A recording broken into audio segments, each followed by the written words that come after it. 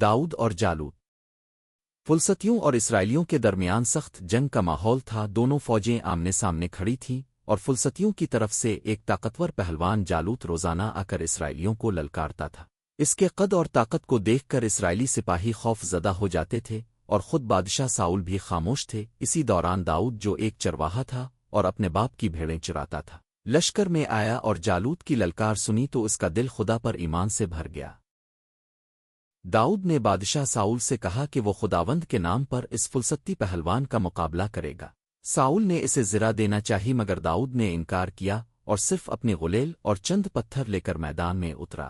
جالوت نے داؤد کو کمزور سمجھ کر مذاق اڑایا، مگر داؤد نے کہا کہ وہ تلوار انیزے سے نہیں بلکہ خداوند کے نام پر آیا ہے۔ پھر داؤد نے غلیل گھمائی، ایک پتھر چلایا جو سیدھا جالوت کی پیشانی پر لگا، اور وہ زمین پر گر پڑا۔ یہ منظر دیکھ کر اسرائیلیوں کا حوصلہ بلند ہو گیا اور فلسطی فوج شکست کھا گئی۔ یوں سب نے جان لیا کہ فتح طاقت ہتھیار سے نہیں بلکہ خدا پر کامل ایمان سے ملتی ہے۔ اگر آپ مزید بائبل کہانیاں چاہتے ہیں تو چینل کو سبسکرائب کریں اور ویڈیو کو لائک، کامنٹ اور شیئر کریں۔